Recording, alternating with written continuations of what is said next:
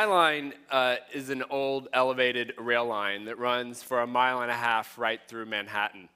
And it was originally a freight line that ran down 10th Avenue, and it became known as Death Avenue because so many people were run over by the trains that the railroad hired a guy on horseback to run in front, and he became known as the West Side Cowboy.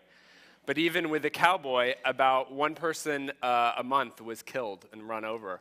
So they elevated it. They built it 30 feet in the air right through the middle of the city. But with the rise of interstate trucking, it was used less and less. And by 1980, the last train rode. It was a trainload of frozen turkeys, they say, at Thanksgiving from the meatpacking district. And then it was abandoned. And I live in the neighborhood, and I first read about it in the New York Times in an article that said it was going to be demolished. And I assumed someone was working to preserve it or save it, and I could volunteer, but realized no one was doing anything. I went to my first community board meeting, which I'd never been to one before, and sat next to another guy named Joshua David, who was a travel writer. And at the end of the meeting, we realized we were the only two people that were sort of interested in the project. Most people wanted to tear it down. So we exchanged business cards, and we kept calling each other and decided to start this organization, Friends of the High Line. And the goal at first was just saving it from demolition.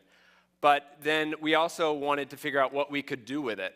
And what first attracted me or interested me was this view from the street, which is this steel structure, sort of rusty, this industrial relic. But when I went up on top, it was 1.5 miles of wildflowers running right through the middle of Manhattan, with views of the Empire State Building and the Statue of Liberty and the Hudson River. And that's really where we started the idea of coalesced around, let's make this a park and let's have it be sort of inspired by this wildscape. At the time, there was a lot of opposition. Mayor Giuliani wanted to tear it down. I'm going to fast forward through a lot of lawsuits and a lot of sort of community engagement. Mayor Bloomberg came in office. He was very supportive, but we still had to make the economic case. This was after 9/11. The city was in tough times.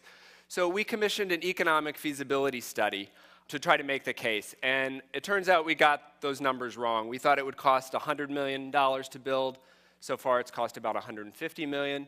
And the main case was this is going to make good economic sense for the city. So we said over a 20-year time period, the value to the city in increased property values and increased taxes would be about $250 million.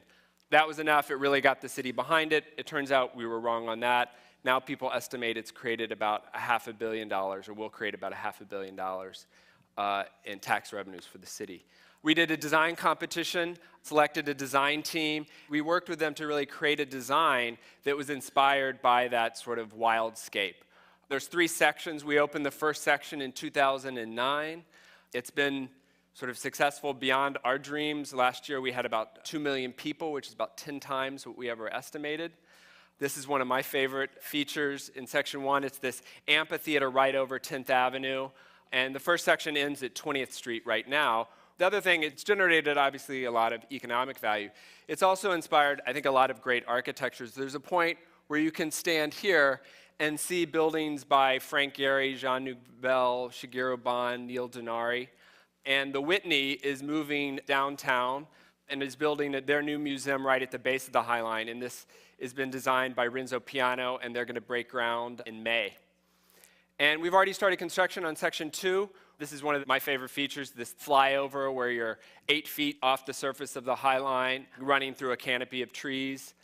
The High Line used to be covered in billboards, and so we've sort of taken a playful take where instead of framing advertisement, it's going to frame people and views of the city. This was just installed last month. And then the last section, it was going to go around the rail yards, which is the largest undeveloped site in Manhattan. And the city has planned, for better or for worse, a 12 million square feet of development that the High Line is going to ring around. But what really I think makes the High Line special is the people. And honestly, even though I love the designs that we were building, I was always frightened that I wouldn't really love it because I fell in love with that wildscape and how could you recreate that magic. But what I found is it's in the people and how they use it that to me makes it so special. And just one quick example is I realized right after we opened that there were all these people holding hands on the High Line, and I realized New Yorkers don't hold hands. We just don't do that outside. But you see that happening on the High Line, and I think that's the power that public space can have to transform how people experience their city and interact with each other. Thanks.